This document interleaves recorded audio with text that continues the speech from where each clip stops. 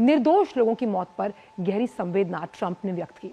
राष्ट्रपति ट्रंप ने आतंकी हमले की कड़ी निंदा की और इस जघन्य हमले के दोषियों को न्याय के दायरे में लाने के लिए भारत को पूर्ण समर्थन का वायदा किया है।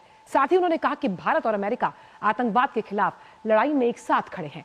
प्रधानमंत्री ने राष्ट्रपति ट्रंप को समर्थन देने के लिए धन्यवाद दिया और कहा, भारत इस कायरतापूर्ण और जघन्य आतंकवादी हमले के अपराधियों और समर्थकों को न्याय के दायरे में लाने के लिए दृढ़ संकल्पित है।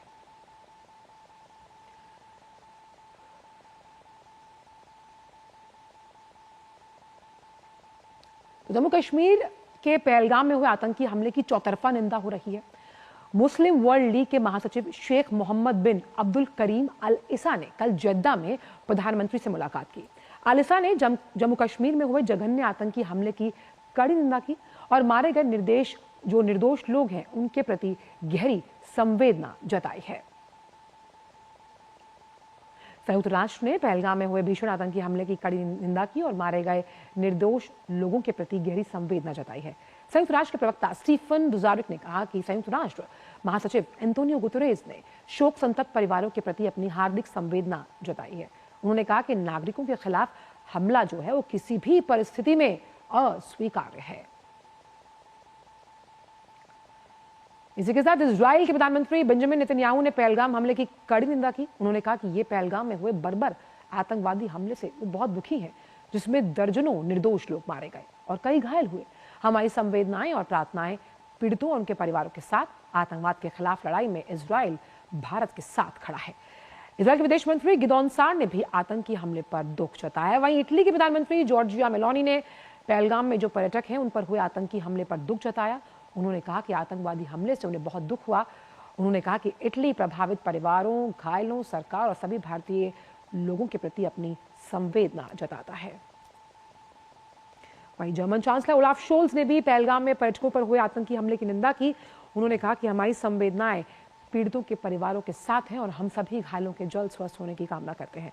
उन्होंने भारत के लोगों के प्रति संवेदना व्यक्त की है। संयुक्त अरब अमीरात ने भी पहलगाम आतंकवादी हमले की निंदा करते हुए कहा कि अंतर्राष्ट्रीय कानूनों का उल्लंघन कर सुरक्षा और स्थिरता को कमजोर करने के मकसद से हिंसा और आतंकवाद के सभी रूपों को स्थायी रूप से अस्वीकार किया जाता है। वहीं ईरान ने भी इस आतंकी घटना की कड़ी निंदा की। भारत में ईरान के दूतावास की सोशल मीडिया पोस्ट में इस घटना पर गहरा शोक जताया गया। दूतावास ने विशेष रूप से हमले में मारे गए लोग, उनके परिजन, भारत सरकार, आम लोगों के प्रति संवेदना जताई। घायलों के तेजी से स्वस्थ होने की और अच्छे स्वास्थ्य को लेकर कामना की गई है। वहीं भारत यात्रा पर आए अमेरिकी उपराष्ट्रपति जेडी वेंस भी आतंकी हमले की निंदा कर रहे हैं। मारे गए लोगों के प्रति अपनी संवेदना जताई गई है। उन्होंने कहा कि ऊषा और वो पहलगाम में हुए आतंकवादी हमले के पीड़ितों के प्रति अपनी संवेदना जताते हैं। इस भयानक हमले में हमारे विचार और प्रार्थनाएं पीड़ितों के साथ हैं।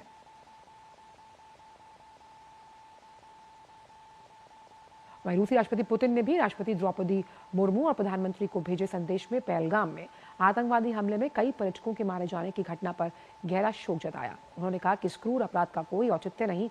उन्होंने आशा जताई कि इस हमले में षड्यंत्रकारियों और इसमें लिप्त लोगों को कड़ा दंड मिलेगा। वहीं ब्रिटेन के प्रधानमंत्री कीर स्टारमर ने भी इस घटना पर गहरा शोक जताया। उन्होंने कहा कि कश्मीर में हुआ भयानक आतंकवादी हमला अत्यंत विनाशकारी है।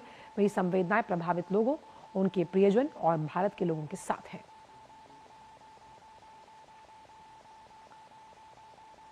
श्रीलंका के विदेश मंत्रालय ने भी पहलगाम आतंकवादी हमले की निंदा की। श्रीलंका के विदेश मंत्रालय ने सोशल मीडिया प्लेटफॉर्म एक्स पर लिखा कि श्रीलंका जम्मू और कश्मीर के पहलगाम में हुए जघन्य आतंकवादी हमले की कड़ी निंदा करता है।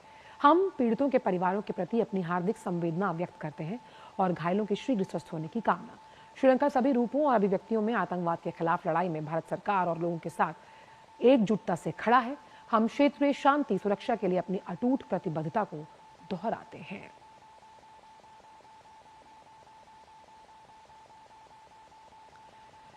वित्त मंत्रालय ने कहा कि